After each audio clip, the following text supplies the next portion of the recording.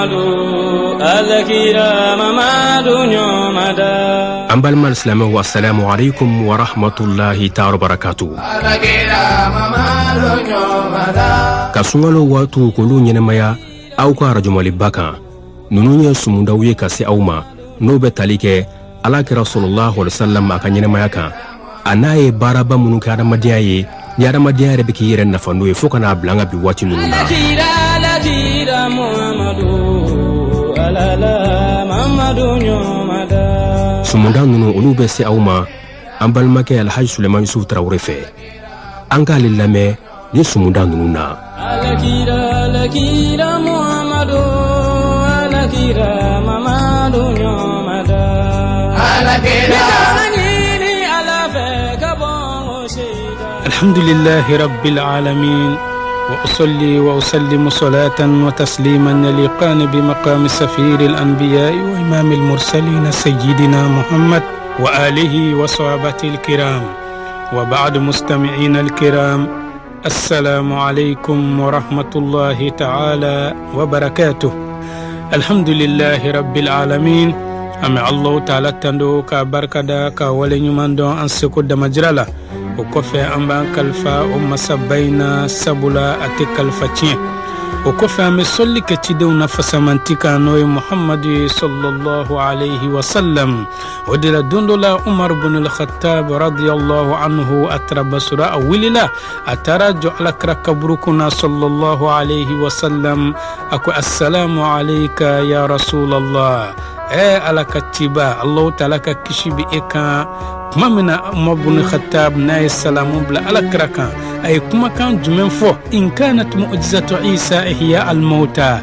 Muhammad na ya sura Isa ka mu'jiza de ka foko mishula nyina maya kuma on sahabo tinyine domi yahudiya muso saka kama empoisonné kana diema wal saka dankari ikanyina mayala mundela Umar bin Khattab nan fo o bayira ka fo kuma kando de temena ani mawni nyokonche munun tislamiya dinayna Umar nana yira ka fo nabi manka mu'jizate minka bon kateme ala karaka mu'jizaka ako kuma mina Muhammadu saka kama imine iko ibabla idakono ye saka kama inkeru iko umma inna hadhihi dhira'u tukallimuni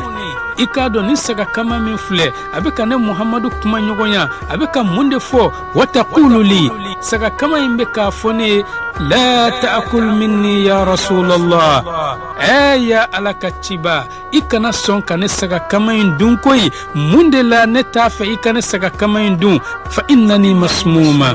sabula ne saka kama empoisonné lendo munde la saka kama in fo alakray li annaha tuhibbuk sabula saka kama imbe Muhammadu fe okuma saka kama ikado ale kabakode mi ni akuma na alakra fe adama den yena maka kumali ote kabakoy na adama den sale o ka kuma ikado ofene kabakoy na saka nyena maka kuma kabakoy kuma ta saka kantigale ka klaka o kaman jeni ko mo o ka klaka kuma danfen do fe no e danfen na son heremae sikatala ni mu'jiza ka bon katem adama den shu o kumali mu'jiza ka o kuma alakra sallallahu alaihi wasallam ikado danfen bele jelende bi alakra kanu o yayi alakra machi saka kamauma o luye alakra kanu o kuma atira munuma onga alakra kanu kanga ke tukodi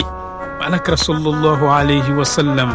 no danfen na son heremae ikado nabiyumaya ale dira ama okuma aduna nabiyumaya suma kono kaba jibrila okuma kontakti bena do ale ni alakrache no kuma nyogonya juru allah taala beno bamban sisa jibrila ni alakrache sallallahu alaihi wasallam ya shahidan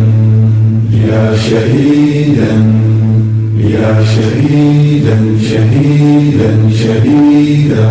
anga sigida temenena anya yira ka fa alakra sallallahu alaihi wasallam ay kalu woroke wahyu mina ode suko nyuma wahyu yi sisa ikado wahyu yere bena damene no e jibrila kan naliye okuma ka bo sokola an y'a yira k'a fɔ alakira sallallahu alayhi wa sallam kuma min a ka mabɔli ni o kɛra san 3 ɲɔgɔnna ye ka bɔ adamadenw na a bɛ garu hira i kɔnɔ a bɛ ka Allahu taala wele a kelen pe a ye Allahu taala ja a k'a ka nɛɛma suru dugumakolo kanmaw kan a ye Allahu taala ja a ka dugumakolo kanmaw bonya ni nabi ɲumanya ye o kuma Allahu taala ye Jibrila jigi alakira kan sallallahu alayhi wa sallam ka bɛn sunkalo dɔ ma o sunkalo tile 17 ma dɔw ko ka bɛn sunkalo tile 21 ma nka kumakan sɔn caman dɔnnikɛla fanba bɛ min kan o de ye wahyu jiginna alakira kan ka bɛn sunkalo tile 17 ma ka bɛn ntɛnɛndonya dɔ ma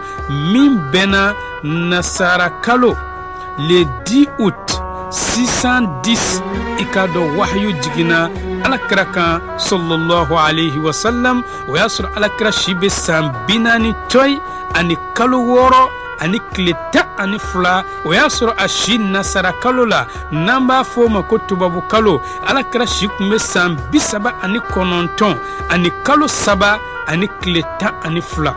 o kuma nin san 2 bɛɛ lajɛlen Allahu taala ka san ye sabula a bɛ maa dɔw kɔnɔ ko nasaraw yɛrɛ de y'u ka kalo ninnu jate ni k'a dansigi ka dɔ kɛ 30 ye ka dɔ kɛ 31 ka dɔ kɛ 28 san 3 o san 3 o bɛ kɛ 29 la kalo in ye dolo jate dɔ de ye o de la Allahu taala b'a fɔ an ɲɛna suratul kafu kɔnɔna na wa labithu fi kahfihim 300 sinina wazdadu 9 a ko i k'a dɔn kuluwo kɔnɔ maa dunge ninnu u ye san 300 de kɛ kuluwo kɔnɔ nasara kalo jate la n'o ye tile kalo jate a ko nka maa minnu bɛ baara kɛ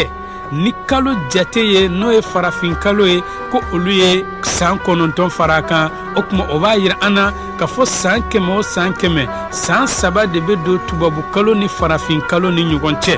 o kuma kalo in bɛɛ ye ala ka kalo ye san bɛɛ ye ala ka san nka Allahu taala ye san min di anw ma an kan k'an yɛrɛ sogolaya o de la min ma di an ma an k'o to maaw bolo o bɛ maa minnu bolo o de la alakira sallallahu alayhi wa sallam wahyu jiginna kan ka bɛn nasara kalo le 10 août 610 o y'a sɔrɔ alakira si nasara kalo jate san na san 39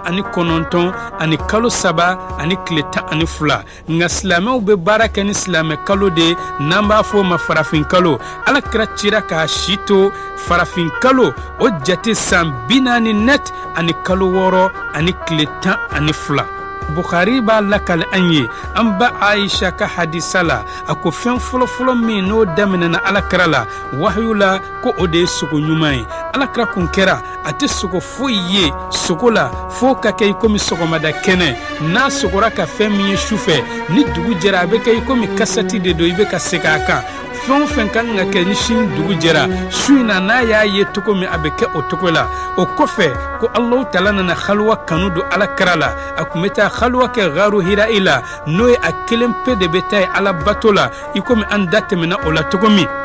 fo Allahu taala sɔnna n'o ye tiɲɛ masa ye ka na tiɲɛ kumakan ka jigin alakira kan garu hira i kuluwo kɔnɔ no o kuluwo in bɛ jabalu nuru la o kuma mɛlɛkɛ nana alakira ma sallallahu alayhi wa sallam a ko cogo jumɛn faqal mɛlɛkɛ in ko alakira ma iqra Muhammad kalan kɛ alakira ko faqultu ma ana biqari n balimakɛ ne tɛ kalankɛla ye koyi o kuma ko mɛlɛkɛ in y'ale minɛ a y'a bisi fo ale Muhammadu sɛgɛnna o kɔfɛ a y'ale bila a ko iqra a ko kalan kɛ alakira ko a ma ana biqari n balimakɛ ne tɛ kalankɛla ye koyi ne ma deli ka kalan kɛ ko mɛlɛkɛ ye ale Muhammadu minɛ ni k'a bisi tugun fo ale Muhammadu sɛgɛnna a tilara k'ale bila a ko iqra ale ko ma ana biqari kodɔnnaw ko mun de la alakira sallallahu alayhi wa sallam a ye taa ni ka segin kɛ ma ana biqari Jibrila b'a fɔ kalan kɛ ale b'a fɔ ma ana biqari o kuma ko nin laɲini ye jumɛn ye an ka dɔnni cɛba dɔ bɛ yen n'a bɛ fɔ ma Abu Shama ale b'a fɔ an ɲɛna Fatihul Bari kɔnɔna na n'o ye Bukhari sharhu ye k'a fɔ alakira ka kumakan min n'a ye taa ni ka segin k'a kan ko a kuma faamuya ko a bɛ se ka kɛ alakira alakira kumakan fɔlɔ min fɔ ma ana bi qari o de alakira y'a yira mɛlɛkɛ la i k'a dɔn ne ye kunfin de ye ne ma deli ka kalan kɛ kitabu kɔnɔna na cogo jumɛn bɛ kalan kɛ o tuma alakira y'a fɔli min kɛ siɲɛ filanan na ma ana bi qari o de k'a yira mɛlɛkɛ in na ka fɔ karisa ne ye e ladɔnniya kumakan jɛlen na k'a fɔ maa min ma kalan kɛ cogo jumɛn o bɛ se ka kalan kɛ ne tɛ se ka kalan kɛ ma deli ka kalan kɛ mɔgɔ bolo o tuma alakira y'a fɔli min kɛ siɲɛ sabanan na ma ana bi qari ko o de ye k'a lafaamuya n balimakɛ karisa ne kɔni ye e lafaamuya ka kɛɲɛ n y'a yira i la k'a fɔ n ma kalan kɛ o tuma a lajɛ i kan faamuya o de la kodɔnnaw ko tugun mun de la Jibrila ye alakira minɛ ni k'a bisi a ma sin ka kuma fɔ a ye direkti fɔ a y'a minɛ k'a bisi fɔ k'a sɛgɛn o kuma n'an ye an ka sariya gafa belebele dɔ lajɛ n'o ye al-mawahibul laduniya bil minahil muhammadiya o kuma olu b'a fɔ an ɲɛna ko o bisili min filɛ ko walisa ka alakira sogolaya walisa a hakili kana taa fɛn wɛrɛ la a kana kɔfilɛ ka taa foyi foyi ma fɔ n'a bɔra kumakan in dɔrɔn na ni ka tila k'a yira alakira la kumakan min bɛna fɔ i ye sisan sɛbɛ de don kumakanw na kɔrɔtalen don kumakanw na giriman don ka tila ka alakira lakunu k'a yira a la k'a fɔ fɛn min bɛna di i ma sisan doniw na giriman de don o kuma a lamɛn ka ɲa o de la hali e yɛrɛ n'i b'a fɛ ka kuma fɔ i ka maa ye a k'a faamuya denmisɛn walima i ka mɔgɔ dɔ ye mɔgɔ min ni e ka fanga bɛ a sanfɛ n'i y'a tigilamɔgɔ minɛ k'a yigiyigi ka kuma a fɛ i b'a sɔrɔ o kuma in tɛ taa k'a to o kuma Jibrila ye alakira bisi nin de kama a hakili kana taa diɲɛ fɛn foyi la o kuma a k'a ɲɛsin nin kumakan in lamɛnli ma sabula ale de ye kumakanw na giriman ye Alahu taala ko inna sanulqi alayka qawlan thaqila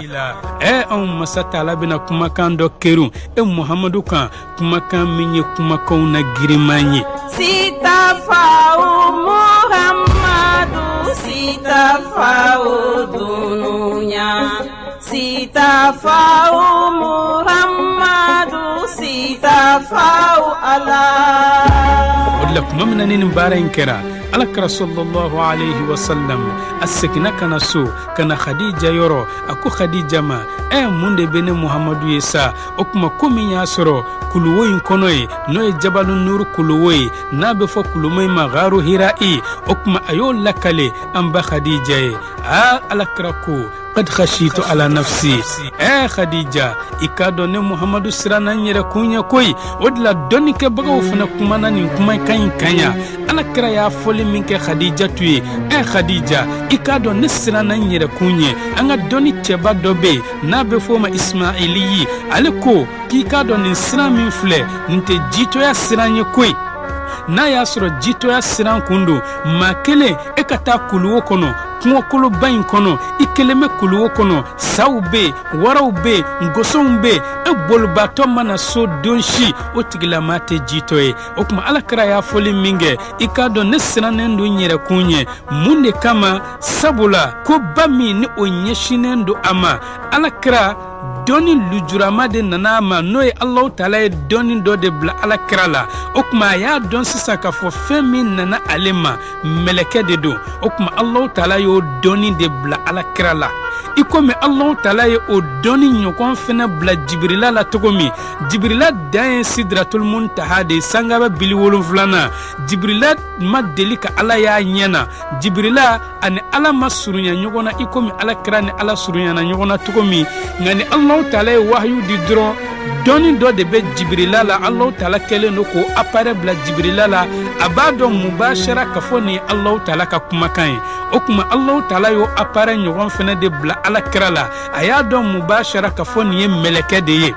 alakira ye siran min kɛ sisan a siranna de ko ba min dira ale ma tan cidenya min dira ale ma tan i k'a dɔn maaw bɛna fɔ k'a fɔ n ye fatɔ ye ko ba min dira ne matan dana ba min dira ne matan est-ce que ne bna se ka kɛ i komi ala be ka layini togo min est-ce que mawtina ne fakawa ka sɔrɔ ala ka layini ma se ka sabati wa sabula ala kira farkoloma fɛntigi de do siga t'a la a be sira tɔɔrɔ ani fakali ɲɛ i komi farkoloma fɛn tɔw be siran togo min o kuma dɛnɛya min filɛ est-ce que dɛnɛya in tɛna tiɲɛ ne bolo wa o de la hali e yɛrɛ n'i ye hɔrɔn ye k'a fɔ i be malo ni maaw ye koba dɔ ta ka da i kan i b'a sɔrɔ i be siran ka sɔrɔ jitoya siran tɛ mun kama dɛnɛya in kana tiɲɛ i bolo o kuma ala kɛra ye siran min kɛ nin siran de do nka jitoya siran tɛ ala kɛra be siran a daba ma dɔrɔn pe de ɲɛ ala kɛra y'a khadijatu ladɔnya fɛnna fɛn min y'a sɔrɔ kuluwo in kɔnɔ o kuma ala kɛra ko kad khashitu ala nafsi i k'a dɔn ne muhamadu siranna n yɛrɛ kun kan o kuma khadija bena mun fɔ ala kɛra ye khadija ko ala kɛra ma kalla a ko muhamadu i kana siran i yɛrɛ kun kan abshir i nisɔndiya fa wallahi ne khadijatu kalela ala la yukhzika allahu abadan allahu taala tɛ e muhamadu malo abadan n'i y'a ye khadijatu ko ala t'i malo o kɔrɔ ye ala kɛra jitɔlama ma se khadijatu ma a siranna danaya dɔ de ɲɛ ni maa ye bonya da i kan ni nana i furumuso yɔrɔ a maaw jɛra ka nin bonya da ne kan i muso ko a karisa bonya in ta ni ala ye i tɛ malo est-ce que i ye siran min kɛ jitɔya siran don wa ayi jitoya siran tɛ o kuma khadija ka kumakan tɔ lamɛn sisan i bena dɔn k'a fɔ ala kɛra a ye siran min fɔ ko jitoya siran tɛ khadijatu ko ala kɛra ma cogo di a ko innaka latasilu rahim sabula e muhamadu be sinji tugu maa o maa n'i be sinji tugu i kana siran i tɛ malo yala jitɔ bollen wara ɲɛ kana so e b'a fɔ ye k'i kana siran ko sabula e be sinji tugu wa wara ka sira be sinji la wa o kuma ala kɛra sallallahu alaihi wasallam n'i ye khadija ye nin fɔ a ɲɛna o kuma jitɔya siran tɛ khadija ko wa tasduqul hadis ni e muhamadu ko n go i b'a sɔrɔ tiɲɛ do e tɛ kalon tigɛ abada yala jito sirane sanya kana e b'a fɔ k'i kana sira ko sabula i be tiɲɛ fɔ wa ayi o kuma ala kɛra n'i y'a ye khadija be k'a ladita jitoya siran tɛ khadija ko e muhamadu be ko gɛlɛnw doni o kuma a tɛ fɔ jito ma k'a be ko gɛlɛnw doni min ta ye jitoya siran ye khadija ko alakrama wa tuqri dayf e muhamadu be dunan bismillah ka dunan lado iseko damayira la jito bolilen ka bo kon kono kana e bo hakli sigi ko e dunan fana na wa o kuma ni ladili kan nunun ba yira ko jeka alakra amasira o kuma khadija ko kuma kan labana ikado e muhamadu be tiye deme ni kelengelen bela hal na ya soro o be seki ire mani toroy walimul sadifina walimul sadikati ya qalilu kaima wa fiha dalilu kaima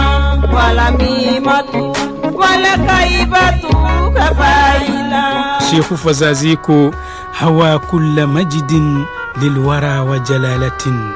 ikado ni ye diɲɛ bonya ko bɛɛ lajɛlen fara ɲɔgɔn kan ani lahara bonya ko bɛɛ ko ala kira kelen pe de y'a bɛɛ lajɛlen kafo danfɛnw ye a n'a kɔrɔtaw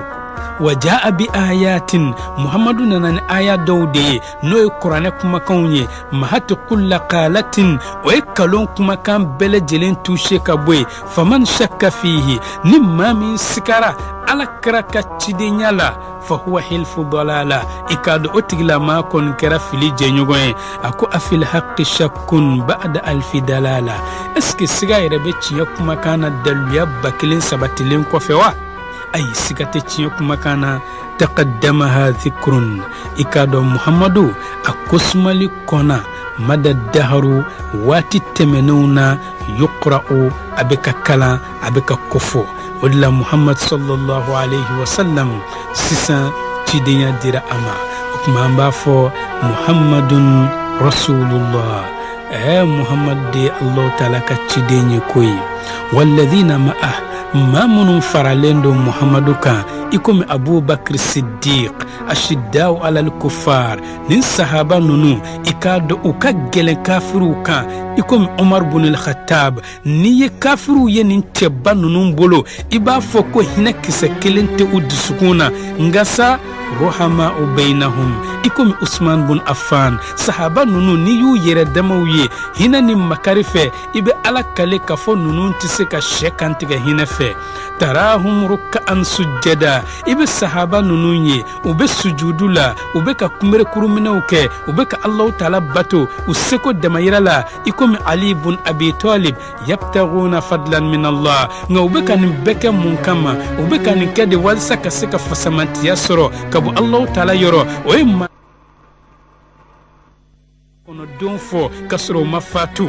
Ni o wɔɔrɔ o duurunan ye Talha bun Ubaydillah, Zubair bun al-Awwam, Abdurrahman bun Auf, Sa'ad bun Abi Waqas, Sa'id bun Zaid, Abu Ubaydata Amir bun al-Jarrah. O kuma ko ninnu de ye cɛw ye ka fara sahabatɔw kan minnu bɛ Allahu taala ka fasamantiya ɲini. U y'u ni di Alakira ma k'u ka nafolo di Alakira ma. A ko n'i ye sahaba ninnu ye simahum fi wujuhihim min athari sujud, a i b'u tamasiyɛn dɔ u ɲɛdaw la u ka sujudu kɛli caya fɛ. Ni y'u ye dɔrɔn i b'a dɔn k'a fɔ nin ye Alakira ka sahabaw ye. Dhalik, a ko nin kumakan min filɛ tan nɔ dɛ, ni nin fɔra ta kuranɛ kɔnɔ ko nin ye sahaba ninnu misaliya de fi tawrati tawrata kɔnɔ. O kɔfɛ Allahu taala ye sahaba ninnu mangutu fɔ fil injili linjila kɔnɔna na. A ko cogo jumɛn sahabaw mangutu la? A ko kɛ zar'in, a ko i b'a dɔn Muhamadu b'i komi sɛnɛfɛn dɔ de. Sɛnɛfɛn akhraja shat'a, a y'a jɔlɔ bɔ sabula Muhamadu ye si ɲuman de ye,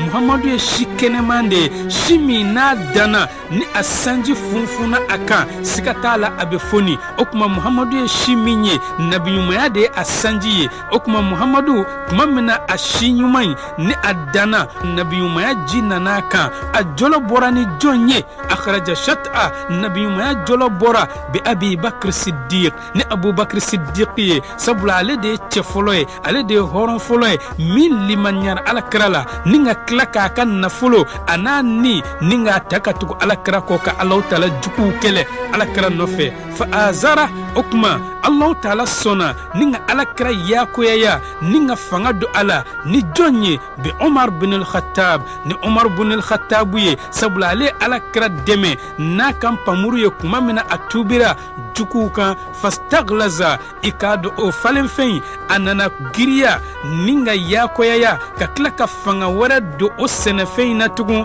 ni mun ye? Bimali Uthman, ni Usman bun Affan ka nafolo ye, sabula jihadu tɛ se ka kɛ ka sɔrɔ nafolo tɛ. Fastawa ala suqi, o kuma o sɛnɛfɛn ɲuman n'o ye Muhamadu ye, i k'a dɔn kuma min a falenna ni ka fanga don a lili la ni ka tila ka fanga wɛrɛ don a sinɛkolo la. O kuma sɛnɛfɛn nana kɛnfɛn senya a sinɛkolo kan ni ka bulu bɔ ka bulu ninnu kɛ ka ɲɔgɔn minɛ. O bulu in suma de ye diɲɛ bɛɛ lajɛlen labɔ. O kɛra ni mun ye? ni ka jɔ a laseli kan bi Seifi Ali, ni Ali bun Abi Talib kan pamuru ye. I k'a dɔn nin ye ntalen de ye. Allahu taala ye ntalen min gosi sahabaw kan ani Muhamadu kan linjila kɔnɔna na k'a fɔ i k'a dɔn Muhamadu n'a ka mɔgɔw u bɛna kɛ jamakulu fitinin ye. O kɔfɛ u bɛ jidi dɔɔni dɔɔni, u bɛ jidi dɔɔni dɔɔni ni ka caya. O kɔfɛ u kibaruya bɛna bɔ diɲɛ kɔrɔn ni ka taa se diɲɛ tilebi ma. O kuma i k'a dɔn Muhamadu n'a ka sahabaw u bɛ foni de i komi falenfɛnw. N'i y'i ka ɲɔ dan bi i b'a sɔrɔ sini n'i nana lajɛ i b'a sɔrɔ foyi foyi tɛ. Sinikɛnɛ n'i nana lajɛ i b'a sɔrɔ dɔw ye jɔlɔ kelen kelenninw bɔli daminɛ u bɛ ka dugumakolo ci. Tile saba kɔfɛ n'i nana lajɛ i b'a sɔrɔ damadɔ ye dugumakolo ci olu kun bɛ ka bɔ. Nka dɔgɔkun kelen i bɛna sɔrɔ foro bɛɛ lajɛlen fara ɲɔfiɲɛ ɲuman na ko Alakira fana n'a ka sahabaw bɛ ten de, sabula u bɛ ɲɔgɔn yamaruya ni wale ɲuman ye ni ka ɲɔgɔn bali ka bɔ wale cɛjugu ma. O kuma Allahu taala ko yu'jibu zurra, nin falenfɛn cɛɲi ni sɛnɛkɛla y'a ka sɛnɛfɛn dan n'a nana falennen ye a bɛɛ lajɛlen vɛrtilama don i k'a dɔn a bɛ diya ye. O kuma Alakira n'a ka sahabaw n'i y'u fɛnɛ ye u kɛlen don ka ɲɔgɔn kanu cogo min, u kɛlen don ka ɲɔgɔn minɛ cogo min, u hinɛ bɛ ɲɔgɔn na cogo min, limaniya jɔn ɲumanw bɛɛ a ko bɛ diya u ye. Liyaghiza bihimul kuffar, nka kuma o kuma mɔgɔ kɛlɛɲɔgɔn ni i bɛ k'o tanu i k'a dɔn a jugu bɛ dimi i kɔrɔ dɛ. O kuma n'i y'a ye kuma o kuma Alakira n'a ka sahabaw u bɛ ka tanu sɔrɔ, u bɛ ka kɔrɔta sɔrɔ, o fana bɛ kafiru fujunu de. O fujunu kɛra ni jɔn ka kumakan ye? Umar bin al-Khattab, kuma min na Umar silamɛyara, Umar ko i k'a dɔn Allahu taala tɛ bato tugun gindo la. O kuma an bɛ Allahu taala bato bi ta in kɔfɛ bangela o kuma Allah taala ko aya labana wa'ada Allahu alladhina amanu mamunu liman yara Allah taala la wa amilu solihati ninga bara nyuman chamanke minhum maghfiratan ya fachamana wa ajran azima anis sarawla bilbilila wadilla alakrako sallallahu alayhi wa sallam Allah fi ashabi mba au man alay ne Muhammadu ka sahabawla au kana sahaba nunu mina ku ke bana minini fenye ka foko au bu dogo ya koy faman ahabbahum nimma min sahaba nunu kanu fabihubbi ahabbahum ikado ne Muhammadu kanu de bato ebe sahaba kanu sabula nimma don nana ka fo akarsa ikado ekokadne koy nga a idinga fuloyin anga fereke ko sembo nyenema la idinga fuloyin de commandine eske otigilama ka kanu ye wa okuma ni ko alakra kadi eko Abubakar mandiye eko Usman mandiye eko Ali mandiye eko Umar mandiye eske otigilama be alakra fewa okuma alakra ko ni yale ka sahaba kanu okuma ikadon obayira kibe ale Muhammadu fe ngani yale ka sahaba konia obayira kite ale Muhammadu fe odla mugo nafura kafu ni temi fle ni karsainde Alhaji Musa Baba ka kalande koy otigla masna ka bolodo ni Musa Baba kon toko foradro o kore ne kanu nyogondo ibasura tigla ma ko be jay ay fendama ngana tigla mgosna ka ge o kore ka komanda yede ni me famu ya togodi ibora muso min no fe na kadiye ika konyo muso na fura ko nya dogoni walma nya dombaga yedro o mugo beko be jaiye na mugo mi ne ale trompette ka kasara bado ika hal ni otigila mugo banana ababe ko goyeye okuma ni mugo ko kadiye anno fe mugo be jaiye ni mugo ko ka goyeye anno fe mugo be goyeye alakara ko sallallahu alayhi wa sallam wa man adahum ni mami sahaba nunun toro ningu nani ku dogoya faqad adhani yene Muhammadu toro yennani yendogoya wa man adhani ni mami yene Muhammadu toro ni ngan dogoya faqad adha Allah otigla may Allah taala toro wa man adha Allah ni mami Allah taala toro fayushiku an ya'khudha Allah taala besurunya akotigla ma mina duguma kulo kokaya kanyanga tanchu oka okmame Allah taala deli ala kanyi jamakulu fe jamakulu mununu o Muhammadu kanumbaye sallallahu alayhi wa sallam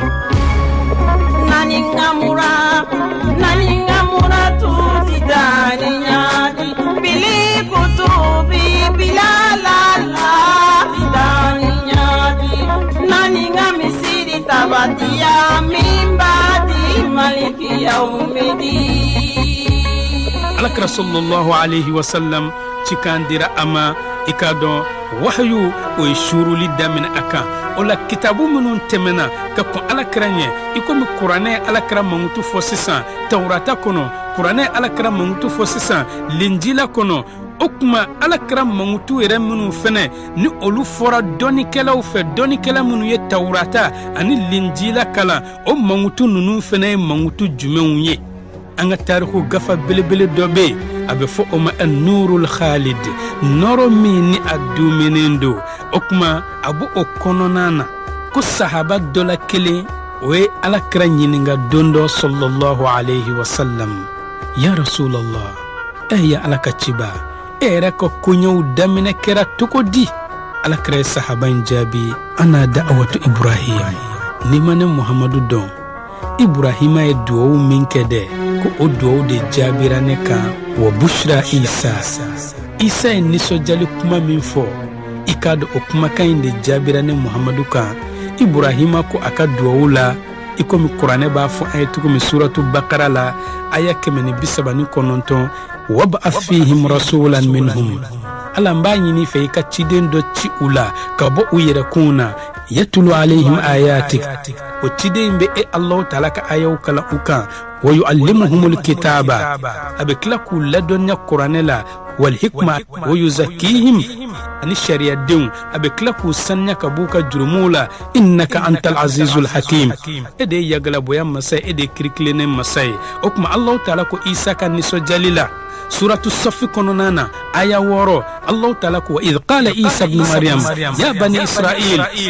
hakli jigin ke kuma mina Isa ko min Maryama denye ya Yaquba den inni rasulullah ilaykum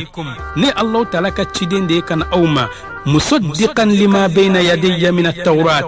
mitiyat galike gafala gafa min ben yakun klina kabini tauratala wa mubashiran bi rasulin ya'ti min ba'di meklaka aw nisoja ni ciden doye ciden bena ne kofe ismuhu Ahmad atoy Ahmad node Muhammad sallallahu alayhi wa sallam falamma ja'ahum bil bayyinat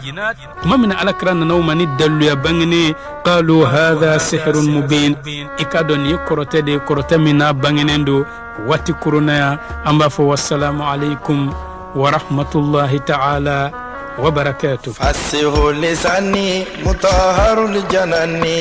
رؤوف الرحيم وزن الخيرا أمبال مرسلمو بسموي وبدايانينو مي سيرا مكابو أمبال مكي سليمان سوف تراوري في أريكا تليفون سيرا او 66 83 43 06 75 16 31 69 ni bara nununa bena kasi au ma ortem togola Abal Maufe, Tamba Traoré, Ibrahima Touré, Lassana Diabaté, Sekou Keita ani Moussa Babasila. Aw kan besini sumunda worera. Wassalamu alaikum wa rahmatullahi ta'ala wa barakatuh.